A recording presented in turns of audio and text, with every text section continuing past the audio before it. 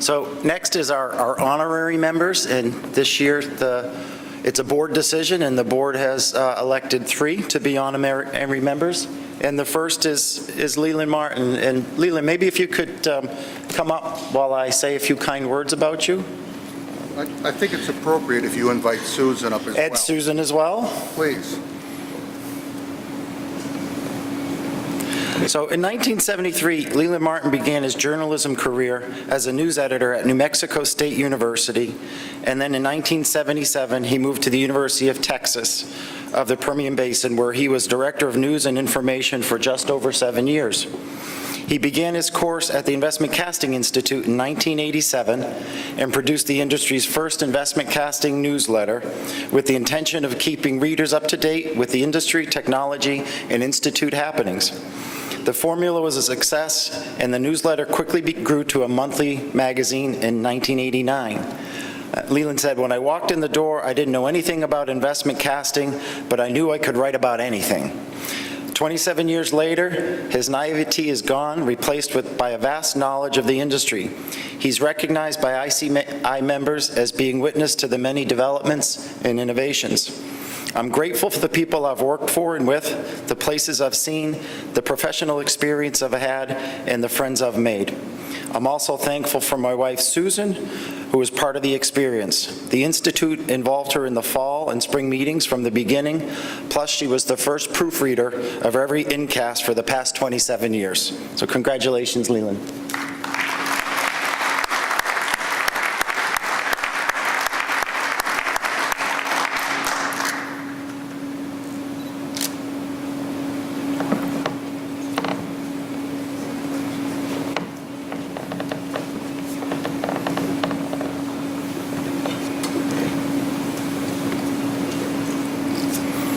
Next, James Jackson. Jim, if you could come up while I say a few kind words.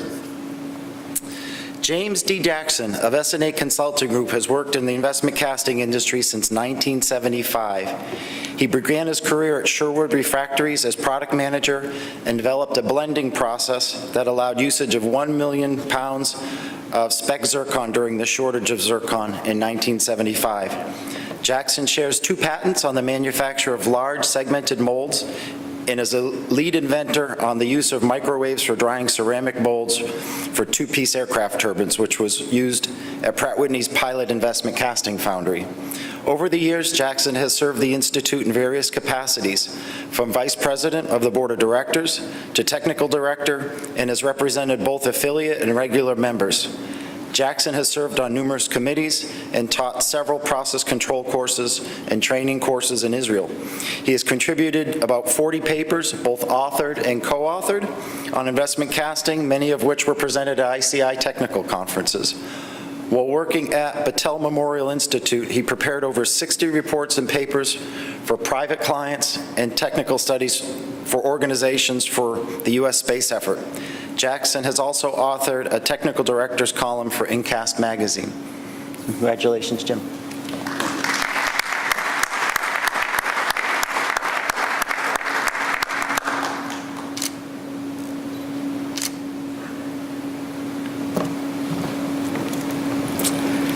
If I might just say a few words about the Institute, what a wonderful organization this is and has been and will be. And you should all be proud of what's going on this week and what has gone on, because that's the basis of our industry. And the people that you see and are presenting these papers are just the same as you, only they've taken the challenge of presenting a technical paper that helps each and every one of us. I can remember one of my first experiences running a designed experiments. It was in an art foundry on the West Coast, and they made small art products. And the thing that impressed me the most was, after casting, they hung these molds on a hanger by the pour cup. And I thought, oh my goodness, how many of those break out? But they don't. And that's the wonderful thing about Mother Nature.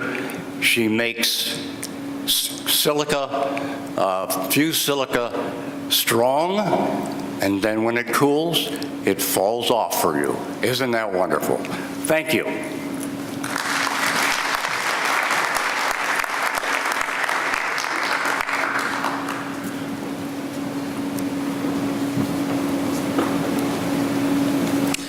And our final honorary member inductee for this year is Leo Rando.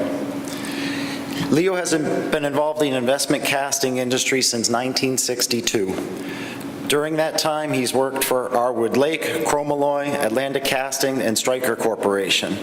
At these various companies, he's been involved in applied research, quality management, development engineering, foundry team leadership, and new product and process introduction in the casting discipline. All of these organizations were involved in aerospace or medical casting practices. At Stryker Corp., he was engaged in a project management role to emphasize in developing new products for medical implant field. The majority of products under Leo's direction involve investment castings. As a member of the ICI Board of Directors, Leo has participated in continuous improvements in the products and programs delivered to our membership. The continuous learning programs, and as an avenue for our membership to ask questions pertinent to their businesses, has made membership with the Investment Casting Institute worthwhile. And I'm not sure if he's here, but accepting on Leo's behalf, I'd ask Mike Lambert from Stryker to come up. Is Mike here?